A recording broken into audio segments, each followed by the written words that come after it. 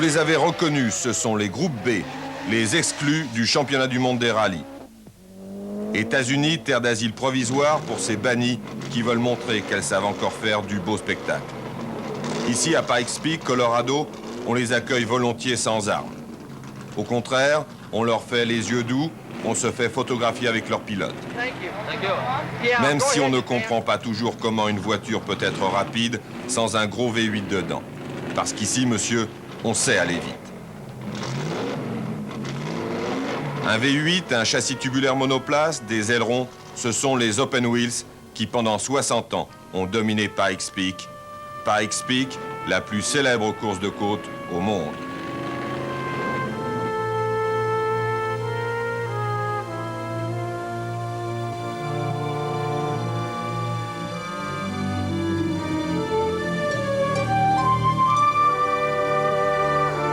« 1916, Louis Lance, sur une Romano spéciale, gagne la première Pikes Peak. 1985, Michel Mouton détrône les Américains sur une Audi Quattro. 1987, Peugeot, avec la 205 deux fois championne du monde, vient pour arracher le titre à Audi, sa rivale d'hier. Harry Vatanen, le vainqueur du Dakar, a retrouvé tout son talent de pilotage en glisse. Il sera épaulé par Andrea Zanussi, le jeune espoir italien en qui Peugeot met toute sa confiance depuis le dernier Dakar. Et puis en remerciement pour service rendu en Afrique, chez Carmetta et sa femme.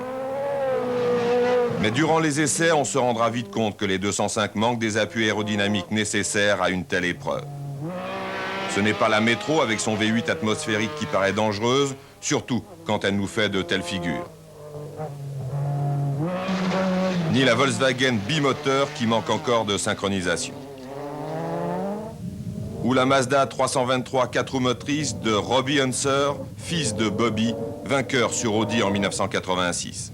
Mais peut-être l'autre Mazda, la RX-7 de Ron Millen, si son moteur rotatif turbo veut bien tenir les réglages sur les 20 km de course.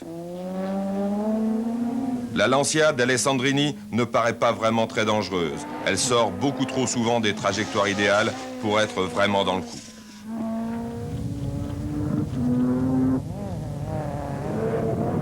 C'est vraiment un autre registre avec Malcolm Wilson et sa Ford RS 200. Toujours très impressionnant et très rapide.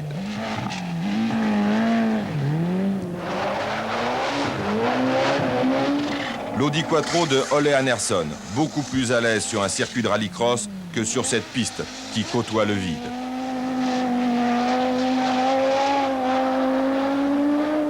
L'autre Audi, la vraie, l'officielle, celle qui a été réglée par Bobby Unser, vainqueur l'année dernière, ainsi que 12 autres fois auparavant. À son volant, Walter Röhrl, tout simplement.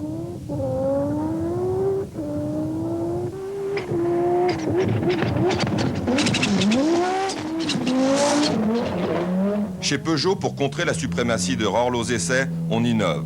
Injection électronique Solex, deuxième aileron arrière et un impressionnant spoiler.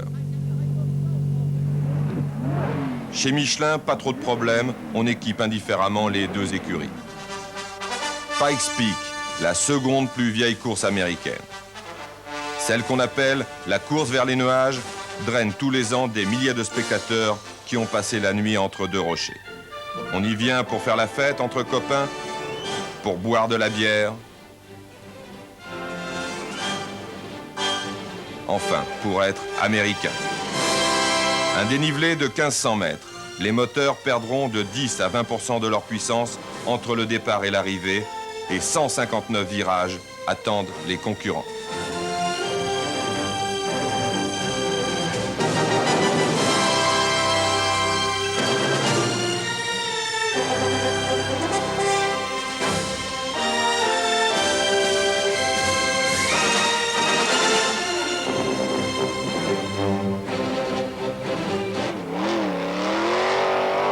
Le matin de la course, ça sent le nitrométhane. Leonard Walchrow et sa Thunderbird seront les vainqueurs de la catégorie Stock Car.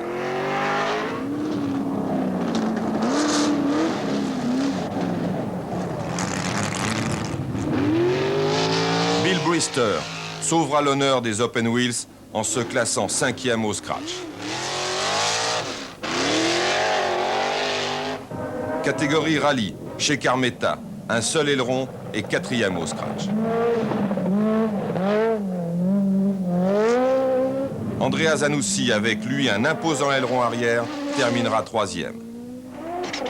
Et c'est la bagarre pour la victoire entre Rorl et Vatanen. L'Allemand est favori sur le papier, son Audi est au point, son style convient parfaitement à cette course et il sait garder la tête froide. Vatanen a lui le mauvais rôle. Il doit à tout prix attaquer et là c'est un très grand Vatanen qui pilote aujourd'hui la 205 numéro 2. Pas une faute, il est véritablement en état de grâce. Et pourtant, après 5 km de course, la pression du turbo a soudain baissé de 1/3. Harry se bat, mais à l'arrivée, c'est Walter qui rit. La seule chose à laquelle je pensais en pilotant, c'était doucement, doucement. Harry va sûrement faire une faute. Harry n'a pas fait de faute, pourtant c'est l'équipe Audi qui fête la victoire et les mécaniciens de Peugeot qui sont tristes. Walter Röhrl a gagné, il avait eu un problème aux essais. Là, c'est Harry qui a eu un problème avec un clip de turbo qui a cassé. Et quelques kilomètres après le départ du rallye, il termine de la course de côte. Il a terminé à 7 secondes de Walter et c'est la course. C'est dommage.